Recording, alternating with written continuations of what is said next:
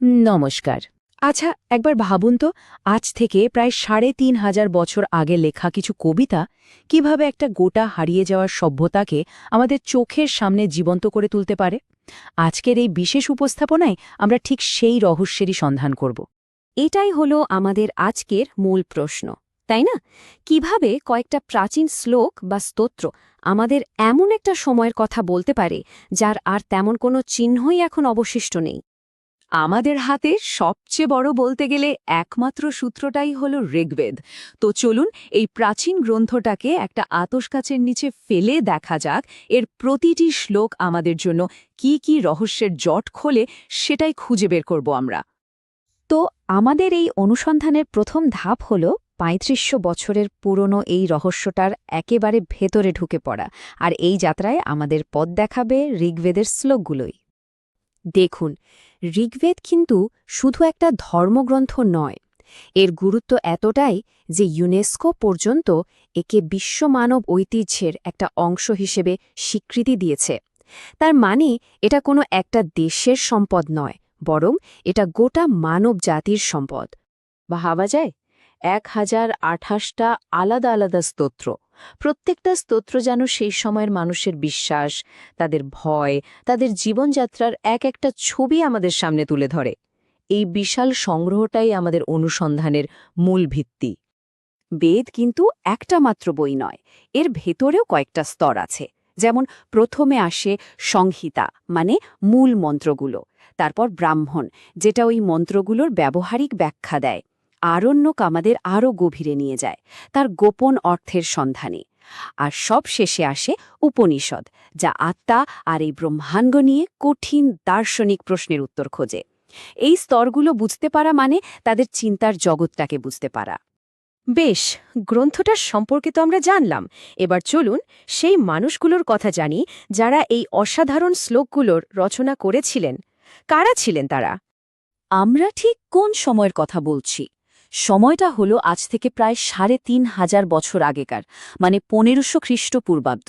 সেই সময়ে আর্যরা উত্তর পশ্চিম ভারতে প্রবেশ করছিল, আর তার পরের প্রায় ৫০০ বছরেই গড়ে উঠেছিল ঋগ্বেদের এই জগৎটা। তারা যে জায়গাটাতে বসতি গড়ে তুলেছিল, ভালোবেসে তার নাম দিয়েছিল সপ্ত সিন্ধু, মানে ৭ নদী দেশ। এই নদীগুলোই ছিল তাদের সভ্যতার প্রাণ ভোমরা। সিন্ধু, বিতস্তা, শতদ্রু থেকে শুরু করে সেই কিংবদন্তির সরস্বতী পর্যন্ত এই ৭টা নদী তাদের জীবনকে ঘিরে রেখেছিল। এই উর্বর মাটিতেই তারা পশু চড়াত, ফসল ফলাত, আর নিজেদের সমাজটা ধীরে ধীরে গড়ে তুলেছিল। চলুন এবার এই সমাজের আরও গভীরে যাওয়া যাক। তাদের রাজনৈতিক আর সামাজিক কাঠামোটা ঠিক কেমন ছিল, সেই উত্তরটাও আমরা শ্লোকগুলো থেকেই খুঁজে বের করার চেষ্টা করব। তাদের সমাজটা ছিল মূলত আত্মীয়তার বন্ধনে বাঁধা। একেবারে গোড়ায় ছিল কুল বা পরিবার, যার প্রধান হতেন কুলপা। আর এরকম অনেকগুলো পরিবার মিলে তৈরি হতো একটা জন বা উপজাতি, যার নেতাকে বলা হতো রাজন।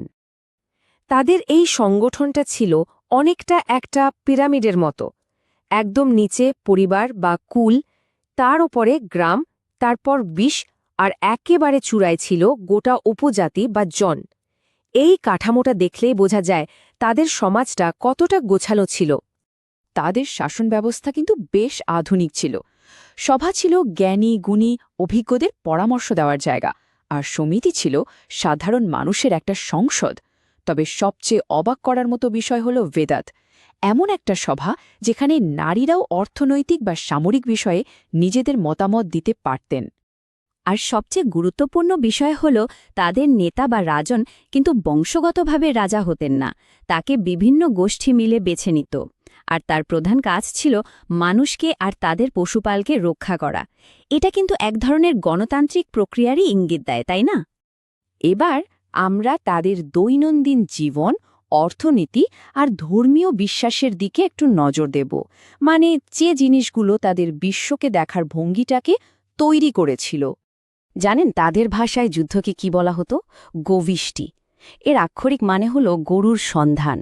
ভাবুন, শুধু একটা শব্দই বলে দিচ্ছে যে তাদের সমাজে গরুর গুরুত্ব ঠিক কতটা ছিল। যুদ্ধ পর্যন্ত হতো গরুর জন্য। আসলে গরু তো শুধু একটা পশু ছিল না, গরু ছিল তাদের অর্থনীতির মুদ্রা, সম্পদ, সময়, এমনকি পারিবারিক সম্পর্ক সবকিছুই মাপা হতো গরুর হিসাবে। এর প্রভাব ছিল অমন্য। তাদের ভাষাটা শুনলেই বোঝা যায় গরু কতটা জরুরি ছিল। যেমন একজন ধনী ব্যক্তিকে বলা হতো গোমত, মানে যার অনেক গরু আছে। নেতাকে বলা হতো গোপুতি, মানে গরুর রক্ষক। সময়কে বলা হতো গোধূলি, আর কন্যাকে বলা হতো দুহিতা, অর্থাৎ যে গরু দহন করে। তাদের ভাষাই যেন তাদের সমাজের একটা আয়না।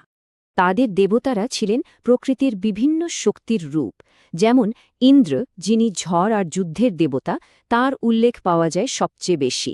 আর অগ্নি ছিলেন দেবতাদের কাছে মানুষের প্রার্থনা পৌঁছে দেওয়ার মাধ্যম।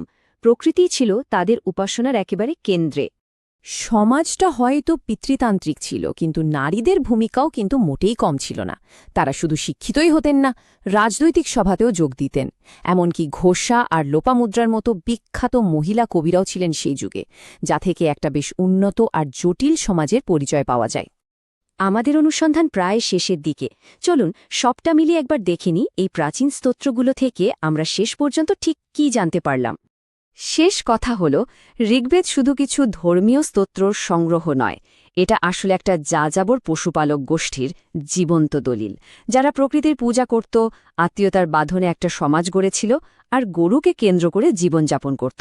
এটা একটা হারিয়ে যাওয়া সময়ের জীবন্ত প্রতিচ্ছবি। আর শেষে একটা প্রশ্ন রেখে যাচ্ছি। একবার ভাবুন তো, আজ থেকে হাজার হাজার বছর পর যদি আমাদের এই সভ্যতার মাত্র একটা বই খুঁজে পাওয়া যায়, সেটা ভবিষ্যৎ প্রজন্মকে আমাদের সম্পর্কে কী ধারণা দেবে? ঋগ্বেদ যেমন আমাদের সেই সুযোগটা দিয়েছে, তেমনি আমাদের রেখে যাওয়া চিহ্নগুলো হয়তো একদিন এভাবেই পড়া হবে।